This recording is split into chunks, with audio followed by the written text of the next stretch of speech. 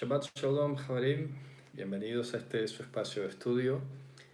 Vamos a esperar la conexión por Facebook que se está realizando en estos momentos y verificamos que se esté escuchando perfectamente. Vamos a subir el volumen por acá para YouTube y esperamos también el reporte en Facebook. Shalom, Germán, Alicia, que están allí conectados. Estoy pendiente si me informan si se escucha bien, si hay algún tipo de inconveniente. Esperemos que no, que se desarrolle todo en orden. Bueno, espero que hayan tenido un Shabbat en bendición o esté corriendo así para ustedes. Yo sé que todavía algunos están en pleno mediodía. Ya aquí estamos cerrando el Shabbat, son las 5:28 de la tarde en España. Vamos a continuar hoy con la serie de Shir HaMa'alot, es decir, Cántico de los Escalones o las Escaleras, y llegamos al capítulo 131. No sé, depende de lo que nos demoremos comentando, es un himno de apenas 3 versículos y es posible que fusionemos dos, hacemos un comentario, puede ser breve o puede ser extenso según lo que vayamos viendo, ¿no? Pero vamos a empezar para ver si nos rinde. Empezamos Shir HaMa'alot le David o Ladot, Cántico de las Escaleras para el amado. Ya saben que se refiere en ese sentido, pues dirigido a Mashiach, pero también históricamente por David. Y vamos a explorar un poco, ¿de acuerdo? A qué obedecía este himno, cuál es el contexto de este himno. Y según estuve leyendo los comentarios de los antiguos de siempre, los que siempre suelo citar, Ibn Ezra, Rabbi David Kimhi, Menachem Meiri, etc., me llamó la atención y creo que comparto la opinión de ellos en ese sentido, hace lógica, porque ellos explican que el primer versículo que dice Hashem, lo gabah libi, significa, oh Hashem, no se puso en alto mi corazón. Ellos dicen que esta primera expresión viene con relación a cuando él fue ungido por Samuel. Entonces lo que están, pues en la tradición recibida, se comenta pues que este primer versículo, él recordaba ese acto en el que fue ungido como rey, a pesar de que Shaul estaba todavía reinando, y su corazón no se puso arriba. Gabah. Este verbo, bueno, seguramente en castellano traduce en no se ha enaltecido, no se ha vuelto arrogante, pero es curioso porque este verbo gabah es el que se utiliza cuando tú exhibes o pones algo arriba, efectivamente. Entonces dice, lo gabah libi, mi corazón no se puso arriba. Es una expresión que en su literalidad no la entenderíamos sinceramente. ¿Qué es ponerse el corazón arriba? No solemos hablar así en castellano. Pero ya lo estoy explicando. La palabra corazón en el hebreo de la Biblia se refiere a lo que está en el núcleo, en el centro de los pensamientos. Corazón no se refiere tanto como lo entendemos nosotros al órgano donde sentimos, donde están las emociones y esto, sino el corazón es lo más profundo. Ya lo he explicado antes, es como el core, el núcleo, lo que está allá en el fondo. Y en mucho, digamos que equivale a la idea moderna de lo que es el inconsciente inclusive. El inconsciente como aquel almacén profundo que tenemos en nuestra mente, de donde salen cosas a veces extrañas. Sigmund Freud, el gran referente del psicoanálisis, tuvo mucho en cuanto a la descripción del inconsciente. Todas aquellas experiencias, recuerdos, sensaciones, vivencias que se van acumulando, se van al fondo, a lo profundo de nuestro ser a nivel psicológico y mental, y de allí pueden surgir, repito, eventualmente sensaciones y experiencias, por ejemplo, en los sueños. En los sueños es donde nosotros vemos trabajando mucho el inconsciente. Son esas emociones que se fueron a lo profundo, son recuerdos, sensaciones, etcétera, que se van a esconder allí. Y luego en los sueños, al no estar nosotros conscientes, por eso se llama inconsciente, como decir sin conciencia, algunos le llaman subconsciente, pero bueno, he leído que más exacto es decir inconsciente. Entonces, al no haber una conciencia que razona, que te filtra, que te pone límites, afloran cosas.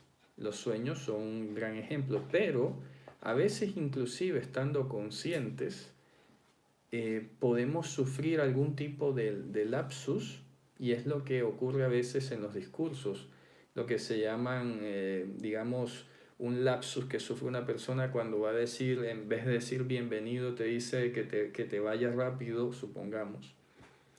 Entonces, no, perdón, no quise decir eso, es que bienvenido. No, lo que esa salida del inconsciente quiso decir es que de pronto es tu sensación real, pero claro, le solemos poner coberturas a esas sensaciones profundas y normalmente las censuramos, las censuramos.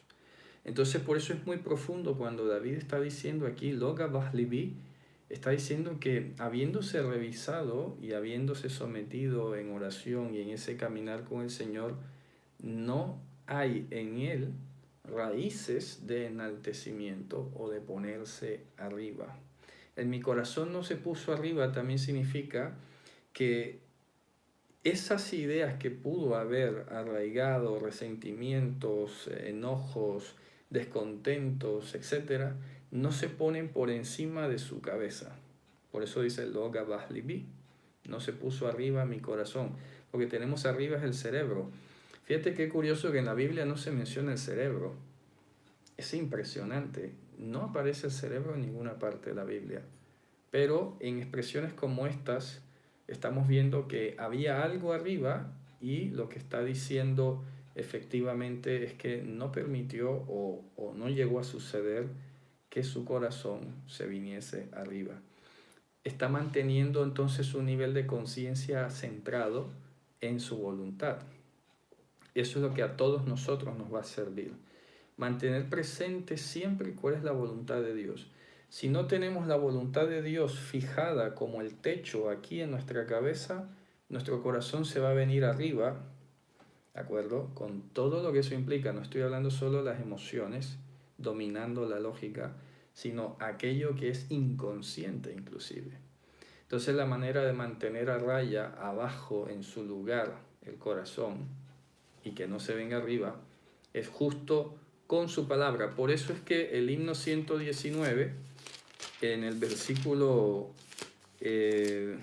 vamos a ver, en el versículo 9, por lo mismo dice lo siguiente, ¿no?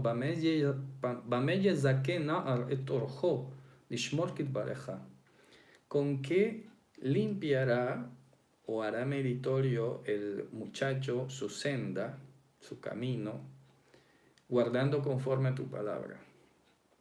Porque precisamente como lo solemos ver en la juventud y en la adolescencia, también lo dice el proverbio, la insensatez está atada, pero la vara de la corrección lo apartará de ella, ¿no? Y pues más que recurrir o enfocarnos solo en la vara, en la reprensión dura, justamente estudiando la Haftará de la parashá anterior de Noach, la que acaba de terminar, precisamente veíamos que una de las promesas era que Hashem iba a reprender, pero con amor, que ya no lo iba a hacer de la misma manera que antes.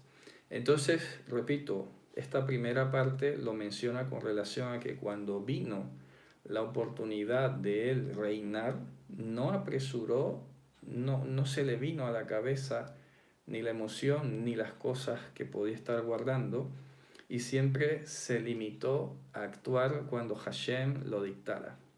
Bueno, siempre digo hasta ese momento, ¿no? Porque sabemos que David también luego sufrió muchísimos desaciertos precisamente por olvidar o ser inconsecuente con esto que estamos hablando.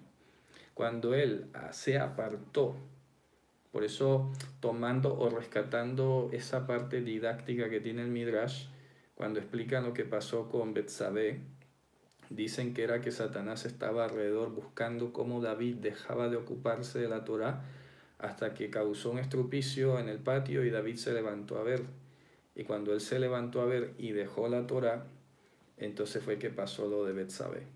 Eso es pedagógico, ¿no? Y si lo tomamos en su literalidad suena un poco chistoso, un poco infantil, pero hay que quedarnos con el fondo. ¿Cuál es el fondo? Que Satanás va a estar efectivamente dando vueltas alrededor a ver a quién devora, como lo dice la carta de Pedro. Y cómo vamos a, o cómo pudiéramos llegar a ser sujetos de ser presa de Satanás apartándonos de su palabra. Eso es importante, ¿no? No es que vaya a suceder efectivamente así, porque más que depender de una voluntad nuestra de apartarnos de la Torá, es Dios el que nos va a guardar. Eso está clarísimo y lo hemos dicho, que por eso tenemos esa confianza. Pero a pesar de que Hashem en últimas vaya a impedir que seamos presas de Satanás, no por eso de pronto no puede dejar de ocurrir que seamos arañados, que seamos heridos en la misión de rescate. Y eso es lo que hay que evitar. ¿Y cómo se evita? Pues no saliéndote del cerco. Hemos hablado que la Torah es un cerco para nosotros. Entonces no haces nada yéndote a explorar por fuera de ese cerco. Y luego cuando dice la siguiente parte del verso, Velo ramu einai, no sé, y mira que aquí utiliza otro verbo muy curioso, el verbo ram. Ram es cuando algo se coloca de manera en lo alto pero inalcanzable. Es muy curioso, Gabá está puesto en alto, pero Ram está alto pero no lo alcanzas, o sea, mucho más arriba, ¿no? Dice, Velo ramu ainai. Entonces traducen como que mis ojos no se han vuelto arrogantes. Algo así, ¿no? Más o menos traducen en la Biblia. Pero dicen estos comentaristas que se refiere a cuando él mató a Goliat. Fíjate tú, ¿no? Ellos van analizando. Dice, aquí hay tres cosas que se mencionan en el primer versículo. Que su corazón no se vino arriba, que sus ojos no se pusieron muy por encima de lo que debía estar. ¿Vale? Mira que de aquí más o menos viene como que no tengamos más alto concepto de nosotros mismos que del que debemos tener. Mira qué curioso y tiene mucha lógica, ¿eh? Por eso estoy compartiendo este interesante comentario, que no es mío, lo repito, ¿no? Es producto del estudio y la lectura que he hecho de estos tres grandes referentes de la literatura y de la tradición de Israel. Entonces cuando dice Velo ramu ainai, significa que sus ojos, o sea, su percepción, lo que él veía de sí, no estaba por encima de lo que debía estar. Repito, esto nos conecta con lo que dice el Evangelio, que nadie tenga más alto concepto de sí mismo que el que debe tener. Vamos a buscarlo. Nadie tenga más alto concepto de sí mismo. Eso aparece en Romanos 12:3. Efectivamente, vamos a leerlo. Dice, porque en virtud de la gracia que me ha sido dada, digo a cada uno de vosotros que no piense más alto de sí que lo que debe pensar, sino que piense con buen juicio según la medida de la fidelidad que Dios ha distribuido a cada uno. Mira qué interesante. Entonces, esto es un gran ejemplo, un gran testimonio que nos está dando la Escritura. Y si lo vemos con relación a la muerte de Goliat, si está eso en lo cierto, tiene mucho sentido también. Porque acuérdense que todos en Israel en ese momento se habían llenado de cobardía y aparentemente, según lo leemos, pues pareciera que solo David fue el más osado y el más valiente y el más todo. Pero ¿qué va? Al mismo tiempo sabemos por el testimonio que, a ver, que esa valentía o esa osadía no procedía del David carnal, por mucho que pudiera él en algún momento alegar de que antes ya se había enfrentado a osos y a leones y todo lo demás. Él sabe que ese enfrentamiento y esas victorias que tuvo contra esas bestias no fueron ganadas por su propio esfuerzo, no fueron ganadas porque él haya sido el más astuto, el más estratega y el más valiente, sino porque Dios estuvo con él y lo guardó. Entonces es esa compañía y ese respaldo que Dios le dio a él, fue lo que le dio la seguridad para saber que este sería como un oso, como un león, Goliat. Y por eso él no podía permitirse a sí mismo que la percepción que se tenía de él fuese más alta de lo que debía estar. Es impresionante. Y esto ocurre con nosotros, y se los digo a todos porque yo sé que de repente cuando estamos estudiando un poquito más de lo que antes estudiábamos, o estamos conociendo un poquito más de lo que antes conocíamos, se nos puede venir el corazón arriba y se nos puede subir la percepción más encima de lo que debe estar.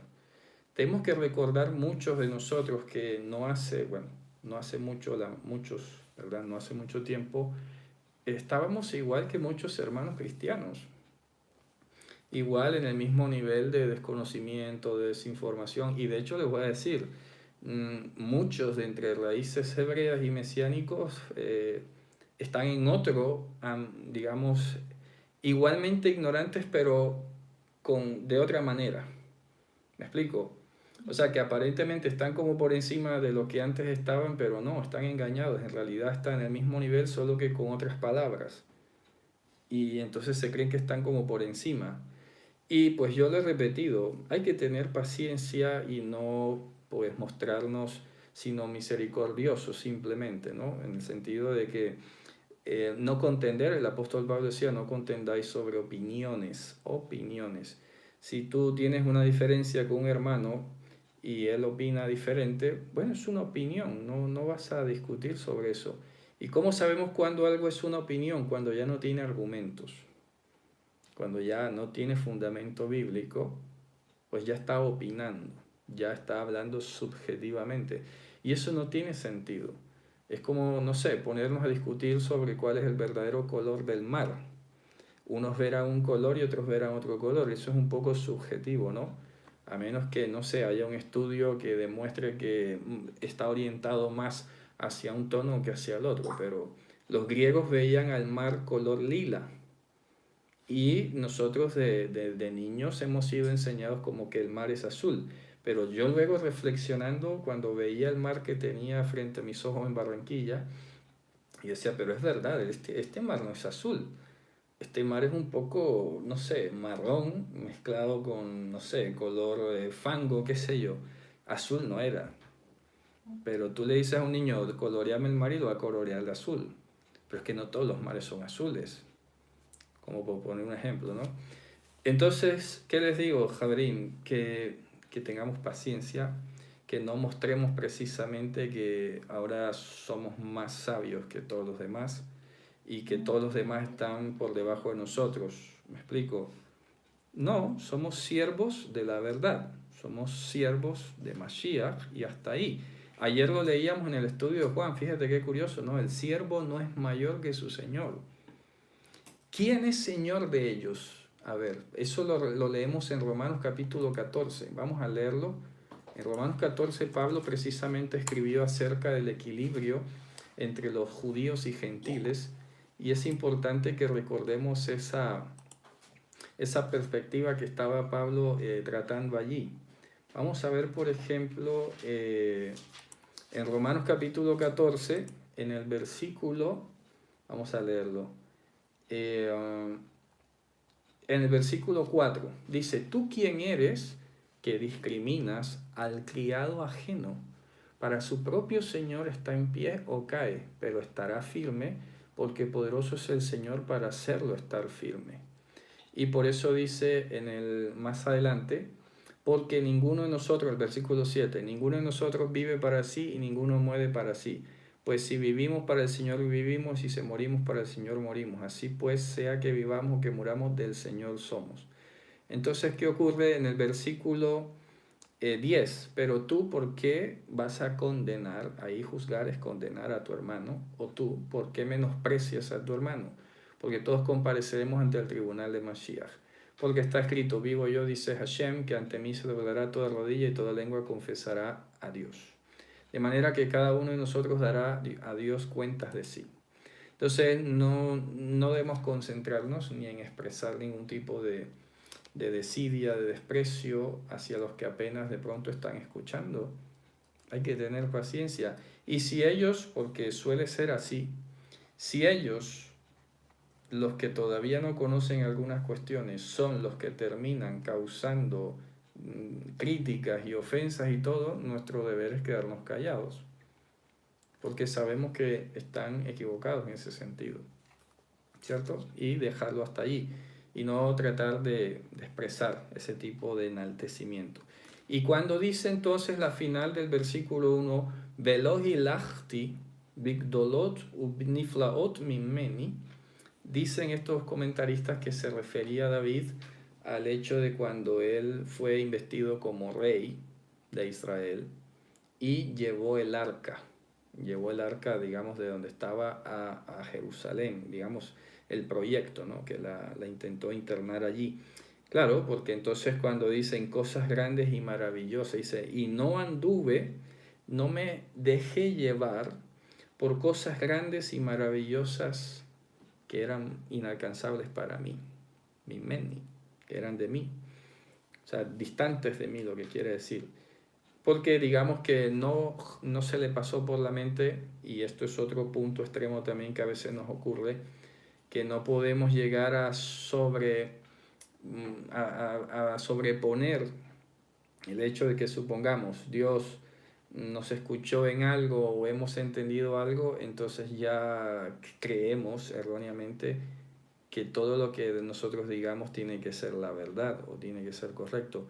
Eso pasa porque, digamos, hice una oración y se dio lo que pedí, entonces me creo profeta o creo que Dios está conmigo en todo lo que yo le di. Entonces como que empezamos a imbuirnos en un ambiente como muy místico, muy espiritual, y como que todo es así, ya nadie me puede decir nada, porque ya yo lo sé todo, tengo una relación con Dios y todo demás. Y no, yo les doy mi testimonio en ese sentido. Alguna vez ocurrió un hecho en la comunidad donde estaba al principio, hace muchos años, donde simplemente pues lo que dije resultó que era así, era una advertencia, pero en ningún momento se me pasó por la mente ni proclamarme profeta, ni decir que entonces yo tenía una experiencia especial ahí mística con Dios, ni nada. Simplemente fue lo que Dios dispuso. Yo fui simplemente un mensajero, un medio para comunicar lo que era en realidad la voluntad divina. Pero no fui de cosas grandes y de cosas muy maravillosas.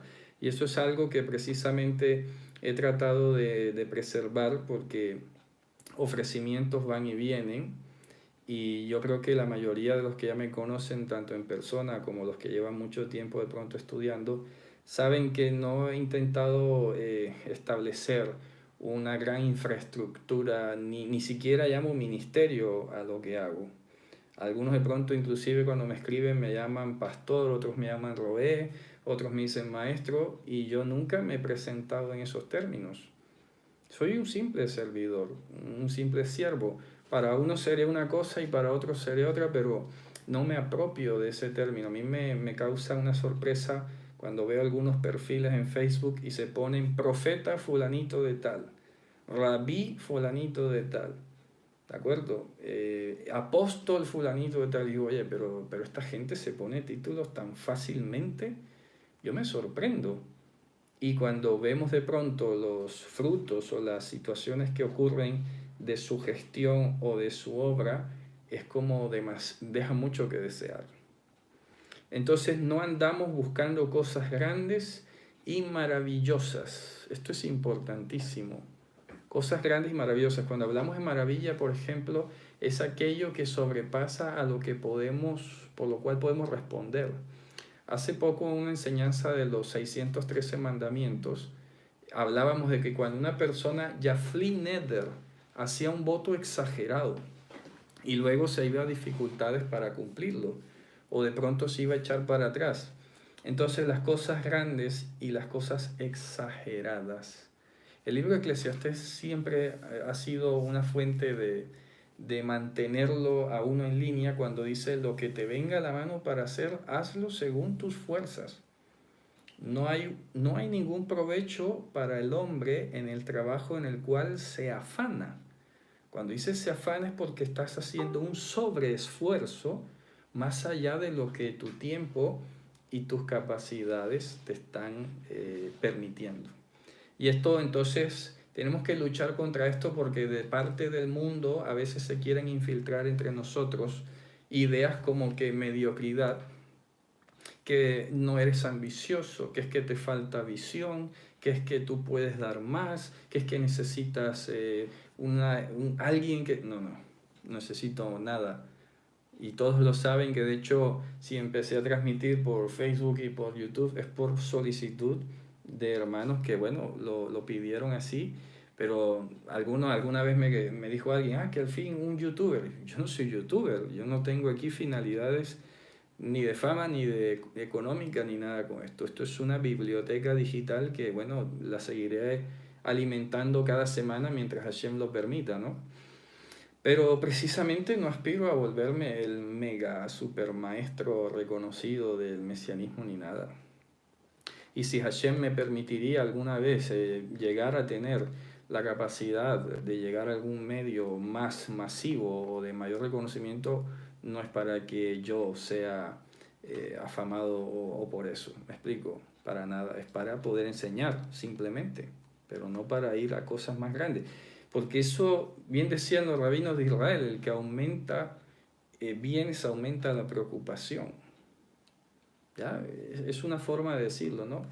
No, porque al mismo tiempo sabemos que Dios tiene su presencia en todo el mundo, que hay ministros competentes y que no todos somos iguales. Y la humilde misión que seguiré cumpliendo mientras Hashem así lo permita es de ser rigurosos a la hora de sostener o decir algo, porque son, digamos, las herramientas con que Él me ha permitido servir. El servicio que presto es el de la rigurosidad académica, la rigurosidad lingüística, la realidad hasta donde yo puedo decirlo. En las preguntas que me hacen cuando no tengo una respuesta concreta, digo, hombre, que Dios añada más luz, porque hasta aquí es donde yo puedo decir, pero no me atrevo a decir que mi forma de decirlo, si no tengo la evidencia, es la más válida o algo así, ¿verdad? Bien, entonces tenemos este gran ejemplo en David, vamos a repetirlo, que no se te venga el corazón arriba, que no se te ponga tu percepción de ti mismo por encima donde debe estar y que no andes buscando cosas grandes y exageradas para ti. Yo no ando buscando esas cosas y espero que ninguno de nosotros lo haga. A veces, y mi esposa se ha dado cuenta cuando lo comentamos, que a veces las personas, y ustedes tienen que tener esto como referencia también, parece ser, ¿no? Muy bonito que alguien llegue y diga que quiere conocer, que quiere aprender, qué tal, pero atrás de pronto hay otras motivaciones. Y entonces me doy cuenta que no, que todavía por lo menos no es el momento, que de pronto hace falta depurar otras cuestiones, porque aquí no se trata del que tengamos más información o más conocimiento para ir luego a jactarnos y a, no sé, eso no tiene sentido. Yo lo comentaba, a ver, si de pronto ustedes ven que comento, que cito, no es para yo mostrar que tengo abarco un gran acervo de conocimiento o algo, es porque a mí me gusta simplemente, pero no porque con ello pretenda ganarme un mérito o un nombre, y Dios nos guarde, ¿no? Entonces, ¿qué dice?